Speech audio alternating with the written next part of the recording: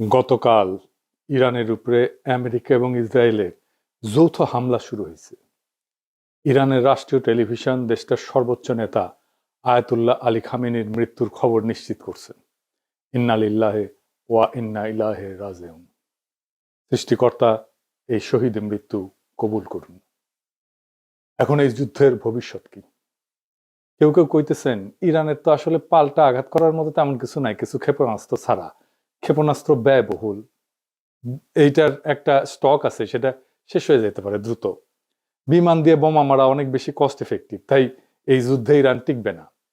তার উপরে আমেরিকা আর ইসরায়েল একসাথে আক্রমণ করছে, আর ইরান ওইদিকে কাতার, বাহরাইন, জর্ডান, আরব আমিরাত, সৌদি আরব আর ইসরায়েলেও একসাথে পাল্টা আক্রমণ করছে।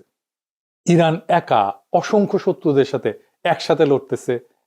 একা এতগুলো রাষ্ট্রের সাথে একই দিনে যুদ্ধ বাধায় দেওয়ার ইতিহাস দুনিয়াতে আর একটা আছে কিনা মিলিটারি বিশেষজ্ঞরা বলতে পারবেন। আমি খুঁজে দেখছি, পাই নাই। এটি একটা অভাবনীয় যুদ্ধ। এমন যুদ্ধ আগে কখনো হয় নাই। ইরান একটা মরণ কামড় দিছে, এমন ভাবে যে আমি তো মরবই, তোমাদের সাথে নিয়ে মরবো, এই স্টাইলে। এই যুদ্ধে ইরানকে পরাজিত হবে, অন্য পরাশক্তিগুলো কি অবস্থান নেবে? আর আমেরিকা আসলে লাগলো কেন ইরানের পিছনে? আমেরিকার লাভ কি? এই জটিল রাজনীতি বুঝলে পরিষ্কার হয়ে যাবে বিশ্ব রাজনীতি, ভূ রাজনীতি এগুলো কি আসলে কিভাবে কাজ করে। আসেন আজকার আলাপ আল্লাহর নামে শুরু করি। আলোচনা শুরুর আগে আমরা একটু সংক্ষেপে জেনে নিই আগে কি কি ঘটছিল, তাহলে ইরানের সংকট কেন তৈরি হলো সেটা বুঝতে পারবো। ইরানের পারমাণবিক কর্মসূচি নিয়ে 2000 সালের দিক থেকে পশ্চিমা দেশগুলোর সঙ্গে একটা টানাপোড়েন চলতেছিল। অভিযোগ ছিল ইরান হয়তো পারমাণবিক অস্ত্র বানাইতেছে। পৃথিবীর প্রত্যেকটা দেশে পারমাণবিক কর্মসূচি আছে, কিন্তু বাংলাদেশেরও আছে। এটা শুধু বোমা বানাইতে লাগে না, ইলেকট্রিসিটি বানাইতে লাগে, আমাদের চিকিৎসার জন্য লাগে, ক্যান্সার চিকিৎসার জন্য লাগে, রেডিওথেরাপি মেশিনে লাগে, আপনারা জানেন, এক্স রের জন্য লাগে, এমনকি বুকে যে হার্টের ডাক্তারেরা স্টেন্ট বসায় না, ওই টাইমেও লাগে। স্টেন্ট লাগাইতে গেলে দেখবেন যে ডাক্তার, নার্স, টেকনিশিয়ানরা বুকে স্যারকোনা এরকম একটা ছোট বাক্সের মতো সাদা এটা পড়ে থাকে, রেডিয়েশন মাপে ওইটা। যাই হোক, ইরান পারমাণবিক অস্ত্র বানাবে এই ভয়ে জাতিসংঘ, ইউরোপিয়ান ইউনিয়ন, যুক্তরাষ্ট্র ইরানের উপরে কঠোর অর্থনৈতিক নিষেধাজ্ঞা দেয়। ইরানের তেল রপ্তানি কমে যায়, ব্যাংকিং ব্যবস্থা প্রায় বিচ্ছিন্ন হয়ে পড়ে, অর্থনীতি স্থবির হয়ে যায়। এই অচল অবস্থা কাটাইতে 2015 সালে ইরান এবং 6 বিশ্বশক্তির মধ্যে একটা চুক্তি হয়। এটা চুক্তিটার নাম ছিল JCPOA, মানে হইতেছে joint comprehensive plan of action. কি ছিল সেই চুক্তিতে? চুক্তির মূল কথা ছিল ইরান তার পারমাণবিক কর্মসূচি সীমিত করবে, আর বিনিময়ে নিষেধাজ্ঞাটা উঠবে। পারমাণবিক কর্মসূচি সীমিত রাখা মানে প্রকৃতিতে যে ইউরেনিয়াম পাওয়া যায়, মানে যেটা থেকে পারমাণবিক শক্তি আসে আর কি, ওইটা দিয়ে কিছু হয় না। ওইটাতে ঘন করা লাগে, ঘন ঘন। মানে ধরেন চিনি ছাড়া চা হইতেছে প্রাকৃতিক ইউরেনিয়াম, পাইনসা চা হইতেছে অল্প সমৃদ্ধ ইউরেনিয়াম, মানে একটু ঘন হয়েছে।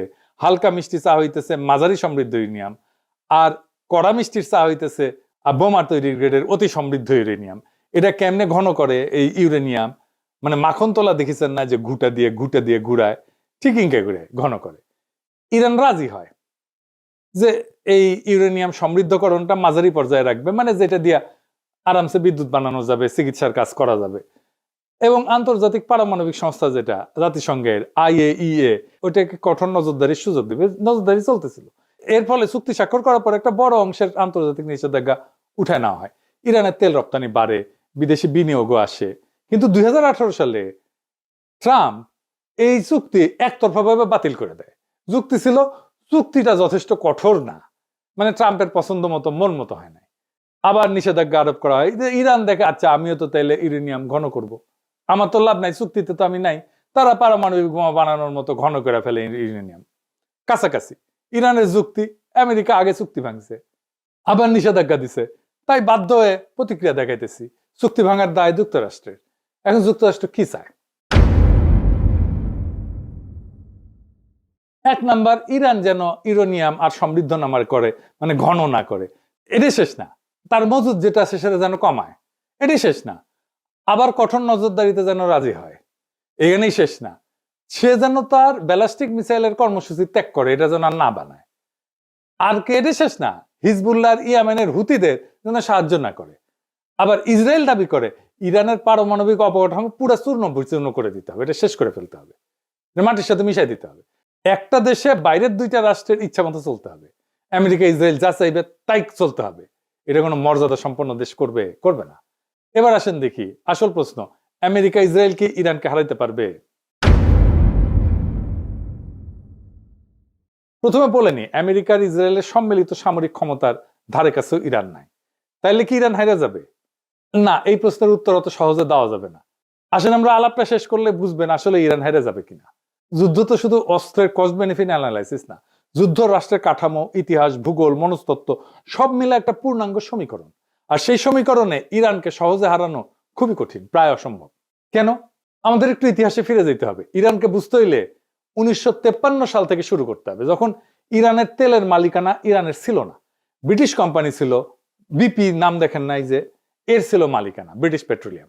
1953 সালে একটা ন্যাশনালিস্ট সরকার ক্ষমতায় আসে, প্রধানমন্ত্রী ছিল মোসাদ্দেক। সে তেল জাতীয়করণ করছিল। এর প্রতিক্রিয়া আমেরিকা সিআইএ কে দিয়ে অভ্যুত্থান ঘটায়, তাকে সরায়, শাহকে ক্ষমতায় বসায়। সেই ঘটনা ইরানের রাজনৈতিক চেতনায় গভীর ছাপ ফেলে। বিদেশি হস্তক্ষেপ মানে জাতীয় অপমান। এই বোধ ইরানের রাষ্ট্রীয় স্মৃতির একটা অংশ হয়ে যায়, কালেকটিভ মেমোরির একটা অংশ হয়ে যায়। তারপরে 1779 সালে বিপ্লব হয়, ইরানের বিপ্লব। শুধু ধর্মীয় আবেগ না, বরং দীর্ঘদিনের ক্ষোভ, অপমানবোধ, বিদেশি আগ্রাসন, জাতীয় সম্পদ দখলের বিরুদ্ধে একটা প্রতিক্রিয়া, সব মিলায় রাষ্ট্র একটা নতুন কাঠামো নেয়। ইরানের পর বিপ্লবের নতুন শাসন ব্যবস্থা খুব দ্রুত নিজেদের পাওয়ার কনসলিডেট করে ফেলে। সেনাবাহিনীর ভিতরে যে সমস্ত শাহপন্থী উপাদান ছিল সেগুলো ভেঙে দিয়ে তারা নিজেদের অবস্থান মজবুত করে ফেলে। ফলে বহু বছর পরেও সামরিক অভ্যুত্থান ও গণবিক্ষোভ এই সরকার কিন্তু পড়ে যায়নি। এটা কাকতালীয় না, এটা একটা কাঠামোগত ফল। কিছুদিন আগে সারা ইরানে ব্যাপক বিক্ষোভ হয়েছে না? আন্তর্জাতিক শক্তি সাপোর্ট দিচ্ছে, আমেরিকা সাপোর্ট দিচ্ছে, ইরান সরকার বর্বরভাবে রক্তপাত ঘটায় বিক্ষোভ দমন করছে। হাসিনার মতো পড়ে যায় না কিন্তু। যদিও ইরানের সমাজ গভীরভাবে বিভক্ত হয়েছে। ইরানের বর্তমান রেজিম পছন্দ করে না, এবং ইরানিয়ানদের সংখ্যা বাড়ছে অনেক। 1980 সালে ইরাক আক্রমণ করে ইরানকে। প্রথম থেকে ইরান দুর্বল ছিল, এলাকা দখল হয়ে যায়। কিন্তু 1982 সালের মধ্যে ইরান অধিকাংশ দখলকৃত এলাকা পুনরুদ্ধার করে ফেলে। সাদ্দাম হোসেন ভাবছিলেন যে আক্রমণে ইরানের ভিতরে একটা অভ্যুত্থান হবে, বিপ্লবী সরকার পড়ে যাবে। বাস্তব হয়েছে উল্টা। যুদ্ধ রাষ্ট্রকে আরো সংহত করছে। জনগণ, সামরিক বাহিনী সবাই সরকারের পিছনে দাঁড়াইছে। এই যুদ্ধ দীর্ঘায়িত হয়েছিল, বিপুল প্রাণহানি হয়েছিল। খমিনি আপোষহীন ছিলেন। তিনি আমেরিকা সোভিয়েত দুই শক্তিকে গ্রেট শয়তান বলছিলেন। এর ফলে ইরাক ইরান যুদ্ধের সময় আমেরিকা, সোভিয়েত ইউনিয়ন, আরব রাষ্ট্র অনেকেই ইরাককে সাহায্য দেয়। সেজন্যই যুদ্ধটা দীর্ঘ হয়। তবুও ইরান রাষ্ট্র হিসেবে ভেঙে পড়েনি, বরং দীর্ঘ যুদ্ধ তাকে আরো যুদ্ধ সহনশীল রাষ্ট্রে পরিণত করছে। এই আক্রমণ ইরানকে আরো সংহত করবে কিনা সেটা আগামী কয়েকদিনের দুনিয়া দেখবে। খামেনির মৃত্যুর পরে কি ঘটবে এখন অনুমান করা শক্ত, কিন্তু সম্ভাব্য সিনারিও কি হইতে পারে সেটা আমরা একটু আলাপ করতে পারি।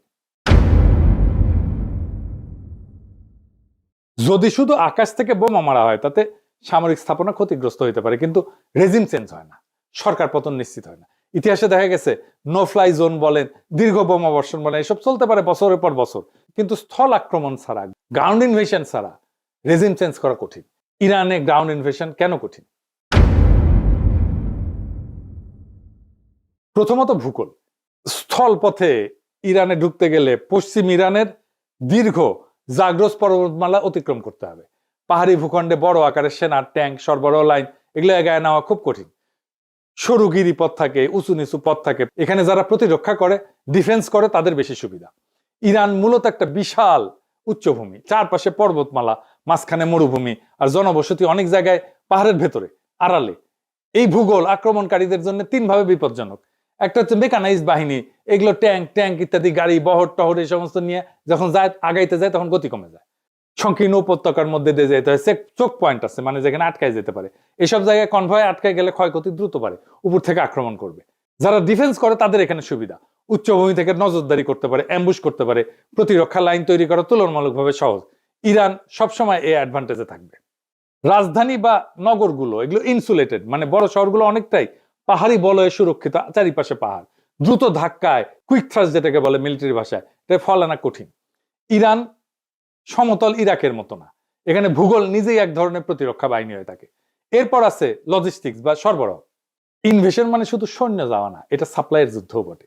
স্থল আক্রমণে জেতা মানে সাপ্লাই চেনের উপরে বেঁচে থাকা, সাপ্লাই লাইনের উপরে বেঁচে থাকা। প্রত্যেক দিন বিপুল জ্বালানি, গোলা বারুদ, খাবার, যন্ত্রাংশ এই সমস্ত দীর্ঘ রুটে এনে পৌঁছাইতে হবে।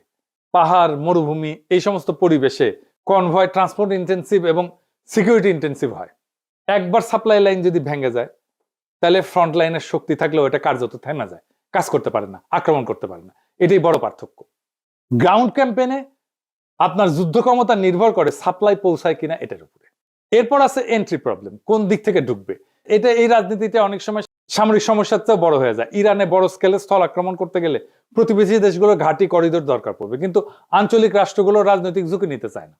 নিজেদের ভিতরে অস্থিরতা, ইরানের পাল্টা আঘাত, এই সমস্ত কারণে এই অ্যাক্সেসটা দিতে চায় না এবং দেয়ও নি কেউ। এই জন্য অপারেশনাল প্ল্যানিং খুব জটিল হয়ে যায়।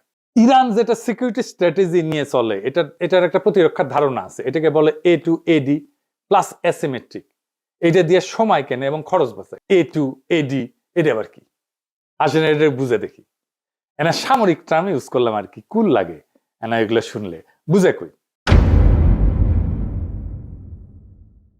A2AD মানে হচ্ছে অ্যান্টি অ্যাক্সেস, দুইটা এ, সেজন্য A2AD মানে হচ্ছে এরিয়া ডিনাল। সহজ ভাষায় শত্রুকে ঢুকতে দিও না, ঢুকলেও আরামে চলতে দিও না। ধরেন কেউ আপনার বাড়িতে ঢুকতে চায়, আপনি কি করবেন? গেটের সামনে কাটা বসাবেন, রাস্তা ব্লক করবেন, চারপাশে নজরদারি বসাবেন, ঢুকলে আঘাত করবেন। ইরানও সমুদ্র এবং আকাশপথে ঠিক এইটাই করে। উপসাগরে ছোট ছোট দ্রুতগামী নৌকা থাকে, সমুদ্রের মাইন পথ থাকে, দূরপাল্লা ক্ষেপণাস্ত্র থাকে, ড্রোন থাকে, এয়ার ডিফেন্স থাকে। উদ্দেশ্য হচ্ছে আমেরিকা বা অন্য কেউ যেন সহজে বাহিনী ঢুকাইতে না পারে। আর অ্যাসিমেট্রিক, এটার মানে কি? অ্যাসিমেট্রিক মানে হচ্ছে শত্রু বড় এবং শক্তিশালী হইলে সরাসরি তার মতো লড়বে না, অন্যভাবে লড়বে। ইরান জানে যুক্তরাষ্ট্র প্রযুক্তি, বিমান, জাহাজে অনেক আগায়, তাই ইরান সরাসরি ট্যাঙ্ক বনাম ট্যাঙ্ক যুদ্ধ করতে যাবে না, বরং ছোট ছোট ছোট ছোট আঘাত, ড্রোন হামলা, প্রক্সি বাহিনী ব্যবহার করে মিসাইল ছড়ে দূর থেকে চাপ সৃষ্টি করবে, সাইবার হামলা করবে। এইভাবে বড় শক্তিকে ধীরে ধীরে ক্লান্ত করে ফেলবে। আর সময় কেনা মানে কি? ইরান জানে যে সে হয়তো দ্রুত যুদ্ধে জিতবে না, কিন্তু সে যুদ্ধ লম্বা করতে পারে। যুদ্ধ যত লম্বা হবে আমেরিকার খরচ বাড়বে, রাজনৈতিক চাপ বাড়বে, আন্তর্জাতিক সমর্থন কমতে পারে, জ্বালানির বাজার অস্থির হয়ে যাবে। অর্থাৎ ইরানের কৌশল হইতেছে দ্রুত হারবো না, যুদ্ধকে এমন ব্যয়বহুল বানাবো যাতে শত্রুই ক্লান্ত হইয়া যায়। আর খরচ বাড়ানো মানে শুধু টাকা পয়সা খরচ না, খরচ বলতে অর্থনৈতিক খরচ তো আছেই, তার সাথে সামরিক ক্ষয়ক্ষতি, রাজনৈতিক ক্ষতি, আন্তর্জাতিক চাপ। ইরান চেষ্টা করে যেন প্রতিপক্ষ ভাবে এই যুদ্ধে ঢুকলে লাভের চেয়ে ক্ষতি বেশি। এটাকে বলা হয় ডিটারেন্স। মানে এর জন্য শত্রুপক্ষ দূরে থাকবে, আক্রমণ করার আগে 10 বার ভাববে। এরপর হচ্ছে টেক দ্য সিটি সমস্যা, মানে শহর দখল করে ফেলে হারায় দেওয়া। এটা কিরকম, এটা একটু বুঝে দেখে, এটা মজার বিষয় আছে। ইরানের জনসংখ্যা বড় এবং অনেক, 31টা প্রদেশ আর 1,500 শহর। বড় শহরে 30টা, তারও বেশি। বড় শহরে ঢুকলে যুদ্ধ বদলায় যায়, কিন্তু ট্যাঙ্ক, আর্টিলারি অ্যাডভান্টেজ কমে যায়, স্নাইপার গুরুত্বপূর্ণ হয়ে যায়, তারপরে মাইন টাইন, ছোট ইউনিটের প্রতিরোধ, এই সমস্ত বাড়ে। বেসামরিক ক্ষয়ক্ষতি, দ্রুত রাজনৈতিক সংকট তৈরি করে ফেলে। এরকম শহর দখলের পর্যায়ে গেলে এটা রাজনৈতিক সমস্যা শুরু হয়ে যায়। রাশিয়ায় এক স্ট্যালিনগ্রাদ শহরকে কব্জা করতে পারে না হিটলার, লেজ গুটায় পালাইতে হয়েছিল। ইউক্রেনের শহর হইতেছে 450 মতো, রাশিয়া মাত্র 6-7টা দখল করতে পারছে এই 4 বছরে যুদ্ধে। এই জন্য আমেরিকা বড় আকারের যুদ্ধ দীর্ঘদিন চালাতে পারবে না। কেন? এটা আমার কথা না, ওয়াশিংটন পোস্টে আমেরিকান জেনারেলরা বলছে যুক্তরাষ্ট্রের কাছে এখন পর্যাপ্ত গোলা বারুদ, রকেট, ইন্টারসেপ্টার এগুলো নাই, যা বড় আকারে দীর্ঘ সময় যুদ্ধ চালাইতে পারে। এবং অনেক মধ্যপ্রাচ্যের দেশও তাদের ঘাঁটিগুলো যুদ্ধের কাজে দিতে রাজি না। এটা বড় ধরনের সামরিক অভিযানের জন্য একটা বড় বাধা, ওয়াশিংটন পোস্টের জেনারেলরা বলছে, আমেরিকান জেনারেলরা। আর 2 নম্বরে দিচ্ছে রাজধানী পতন মানে রাষ্ট্রে পতন না। তেহরান দখল হইলেও সরকার পূর্বাঞ্চলে সরে যায়, যুদ্ধ চালাইতে পারে। ইতিহাসে বহুবার দেখা গেছে রাজধানী হারা রাষ্ট্র লড়াই চালায় গেছে। মস্কোতেই তাই হয়েছে, নেপোলিয়ান গেছে, মস্কো দখল করছে, ওরা চলে গেছে দূরে, পরে আবার ফিরে আসছে। এবং নেপোলিয়ান ওই রাশিয়ার যুদ্ধে হারছিল, কিছুই করেনি, শুধু বসেছিল রাশিয়ান সোলজাররা। যাই হোক, তৃতীয়ত রাজনৈতিক মনস্তত্ত্ব। বাইরে থেকে হামলা হলে সরকার এটাকে বিদেশি আগ্রাসন হিসেবে তুলে ধরতে পারে, জাতীয়তাবাদী ঐক্য তৈরি করতে পারে। যে জনগোষ্ঠী সরকারের সমালোচক তারাও অনেক সময় দেশের প্রশ্নে একসাথে দাঁড়ায় যায়। দেখেন ইরানে বোমা মারতেছে, যে যুদ্ধ শুরু হইতেছে, জন্য ইরানিরা খুশি যে তারা জবাব দিতে পারে। চতুর্থত আমেরিকার নিজস্ব রাজনৈতিক বাস্তবতা। বড় আকারের স্থলযুদ্ধ মানে বিপুল খরচ, দীর্ঘ সময় আভ্যন্তরীণ রাজনৈতিক চাপ। শুধু নৌ এবং বিমান শক্তি দিয়ে সীমিত হামলা চালানো তুলনামূলকভাবে সহজ, কিন্তু স্থল বাহিনী মোতায়েন করা একটা ভিন্ন মাত্রার সিদ্ধান্ত। আর একটা দিকে হচ্ছে এয়ার স্ট্রাইকও কিন্তু সস্তা না। আধুনিক জেট বিমানে প্রত্যেক ঘন্টার ফ্লাইং খরচ, নির্ভুল অস্ত্রের মূল্য, সব মিলায় দীর্ঘমেয়াদী বোমাবর্ষণও কিন্তু খুব ব্যয়বহুল। যদি দ্রুত রাজনৈতিক ফল না আসে, তাতে আক্রমণকারী পক্ষের আগ্রহ কমে যেতে পারে। ইয়েমেনে হুতিদের উপরে দীর্ঘ বোমাবর্ষণ করছে আমেরিকায়, তা হুতিরা আত্মসমর্পণ করছে? করে নাই। সব মিলায় সমীকরণটা এরকম যে ইরানের সামরিক সক্ষমতা হয়তো সীমাহীন না, ক্ষেপণাস্ত্রের মজুদ সীমিত, কিন্তু যুদ্ধে জেতা মানে শুধু প্রতিপক্ষের অস্ত্র শেষ হওয়া না, রাষ্ট্র ভাঙতে হইলে ভেতরের কাঠামো ভাঙতে হয়। আর ইরান বিপ্লব পরবর্তী 4 দশকে নিজেদের এমন ভাবে গড়ে তুলছে যে বাইরের আঘাত তাকে দুর্বল না করে এরকম সময় তাকে আরো সংহত করতে পারে। সুতরাং বর্তমান যৌথ হামলা ইরানকে ক্ষতিগ্রস্ত করতে পারে, কিন্তু শুধু আকাশ যুদ্ধ দিয়ে ইরানের সরকারকে সরানো, রাষ্ট্র কাঠামো ভেঙে ফেলা তা সহজ বা নিশ্চিত না। এরপরে ইরানের হাতে আছে 2টা স্ট্র্যাটেজিক অ্যাসেট। কি সেটা? এইটা পারমাণবিক বোমার চাইতে শক্তিশালী। একটা হইতেছে হরমুজ প্রণালী, 20 মিলিয়ন ব্যারেল তেল যায় প্রত্যেকদিন এটা দিয়ে। 8টা দেশের তেল যায় সারা দুনিয়ায়, ইরান, ইরাক, ওমান, আমিরাত, সৌদি আরব, বাহরাইন, কাতার, সারা দুনিয়ার 20 থেকে 25% তেল এই ছোট্ট সাগর পথ দিয়ে যায়। এইটা ইরানের নিয়ন্ত্রণে। সৌদি, কুয়েত আর কাতারের 90% তেল এই রাস্তায় যায়। আর একটা হইতেছে ইয়ামেনের পাশে আর একটা গুরুত্বপূর্ণ প্রণালী আছে, তার নাম হচ্ছে বাব এল মানদেব। এইটা লোহিত সাগর আর গালফ অফ এডেন এই দুইটাকে যুক্ত করে। এর মাধ্যমে জাহাজগুলো সুয়েজ খাল হয়ে ইউরোপ, এশিয়া এই রুটে চলাচল করে। এদিক দিয়ে তেল যায়। এখান দিয়েও প্রত্যেক দিন ধরেন 7 থেকে 10 মিলিয়ন ব্যারেল তেল, পেট্রোলিয়াম পণ্য এদিকে যায়। এইটা প্রায় 10%-এর মতো তেল পরিবহন করে বৈশ্বিক তেলের। এটাও ইরান হুথিদের দিয়ে আংশিক বা পুরোপুরি বন্ধ করে দিতে পারে। এতে কোন কোন দেশ ক্ষতিগ্রস্ত হবে? আমরা তো হবই। আমরা দুধবাদ, ইন্ডিয়া হবে, ইউরোপ হবে, চায়না হবে, ব্যাপকভাবে ক্ষতিগ্রস্ত হবে। সেটা বড় ব্যাপার না, কিন্তু এই কারণেই বলা যায় ইরানকে আঘাত করা সম্ভব, কিন্তু সেটা ইতিহাস, ভূগোল এবং রাষ্ট্র কাঠামো বিচারে তাই অসম্ভব। এখন প্রশ্ন হইতেছে ট্রাম্পের কি লাভ ইরানকে আক্রমণ কইরা? অন্য লাভের মধ্যে আছে আমেরিকাকে ট্রাম্প তো গ্রেট বানাবে, মেক আমেরিকা গ্রেট এগেন। ও গুয়াত নাই সাম রাধাকৃষ্ণের নাম। তো এখন যারা ওর কম্পিটিটর, মানে ধরেন ইউরোপ, তারপরে চায়না, তাদের চাপে ফেলতে পারে। ইউরোপ আর চায়নাকে সে যুদ্ধ বাধা এই দুই শক্তিকে চাপে ফেললো, তেল পাইল না, এক্সট্রা লাভ। তাদের ইকোনমি চাপে পড়বে, ইউরোপ এবং চায়নার ইকোনমি চাপে পড়বে এই যুদ্ধের কারণে, কারণ তাদের জ্বালানি আসবে না। ইউরোপ আর চায়নার ইকোনমি দারুণভাবে ক্ষতিগ্রস্ত হবে। আর ইন্ডিয়া আমার অনুমান সিস্টেম করে আসছে ও মোদির সফরে, আবার হয়তো রাশিয়ান তেল নিবে, এই কনসেশন দিয়ে আসছে। ট্রাম্প তো কিছু না পাইলে কিছু দেয় না। একবার তো নেতা নেওয়ার মনোরঞ্জনের জন্য নাচছিল মোদি, এপস্টেইন ফাইলে আসিছে। এইবার আমার অনুমান আফগানিস্তান আর পাকিস্তানের মধ্যে যুদ্ধটা ওই মোদি লাগাইছে, পাকিস্তানকে সীমান্তে বিজি রাখবে। এখন তালেবান আর ইন্ডিয়া তো জিগরি দোস্ত, পাকিস্তান যেন কোনোভাবে আর এইদিকে নজর দিতে না পারে, সাহায্য করতে না পারে ইরানরে। সে তো আবার ইরানের বন্ধু। আবার ভারতীয় রাষ্ট্রায়ত্ত company India Ports Global Limited, সে ইরানের চাবাহারের শহীদ বেহেশতি টার্মিনাল পরিচালনা করে। ভারত সেখানে ক্রেন, কার্গো হ্যান্ডলিং এই সমস্ত ইকুইপমেন্ট বসাইছে। এখান থেকে কোনো গোয়েন্দা তথ্য নিতে পারে। এই পোর্ট হয়তো তাদের কাজে লাগতে পারে ইসরায়েলের। ইরানের এই পোর্ট ম্যানেজমেন্টের দায়িত্ব তো উচিত হয় নাই দেওয়া ইন্ডিয়ারে, ইরানের। ওরা তো আবার সবার বেশি বুঝে। আবার ওমানের ডোকোমেও একটা পোর্ট আছে যেখানে লজিস্টিক অ্যাক্সেস আছে, মেইনটেনেন্স অ্যাক্সেস আছে ইন্ডিয়ার। এটা আবার হরমুজ প্রণালীর জাস্ট বাইরে। ফলে পারস্য উপসাগরের উত্তেজনা হইলে বিকল্প অপারেশন পয়েন্ট হিসেবে এটা কাজ করতে পারে। হয়তো ইন্ডিয়া এই পোর্টগুলো থেকে কোনো সাহায্য দিবে ইসরায়েলকে, আমেরিকাকে, হইতে পারে গোয়েন্দা তথ্য বা লজিস্টিক্স। ইরান হয়তো সামরিক দিক থেকে দুর্বল, কিন্তু ইরান কোনো ফাঁকা মরুভূমি রাষ্ট্র না। 1953 সালের অপমান, 1979 সালের বিপ্লব, 8 বছরের যুদ্ধ, এই রাষ্ট্রের ডিএনএতে বেঁচে থাকার রাজনীতি বসে আছে। খামেনি নিহত হয়েছে, তাহলে হয়তো নেতৃত্ব বদলাবে, কিন্তু রাষ্ট্র কি ভেঙে পড়বে? ইতিহাস বলে খুব সহজ না। যদি শুধু আকাশ হামলা হয়, অবকাঠামো ক্ষতিগ্রস্ত হবে, কিন্তু রেজিম চেঞ্জ এটা স্থল আক্রমণ ছাড়া প্রায় অসম্ভব। ইরান হয়তো দুর্বল, কিন্তু কোন ঠাসা রাষ্ট্র সবচেয়ে বিপজ্জনক হয়? এই যুদ্ধের ফল নির্ভর করবে কে বেশি শক্তিশালী তার উপরে না, বরং কে বেশি সময় ধরে টিকতে পারবে তার উপরে। আর বিশ্ব রাজনীতি আজ আবার প্রমাণ করছে ভূ রাজনীতি মানে মানচিত্রের রেখা না। ভূ রাজনীতি মানে শক্তি, স্মৃতি, অর্থনীতি আর প্রতিরোধের সমীকরণ। আসন্ন দিনগুলো নির্ধারণ করবে এটা কি একটা সীমিত সামরিক অভিযান নাকি নতুন এক বৈশ্বিক অস্থিরতার সূচনা। আল্লাহ আমাদেরকে সবাইকে হেফাজত করুন। এই রক্তক্ষয়ী যুদ্ধ বন্ধ হোক। ইনকিলাব জিন্দাবাদ।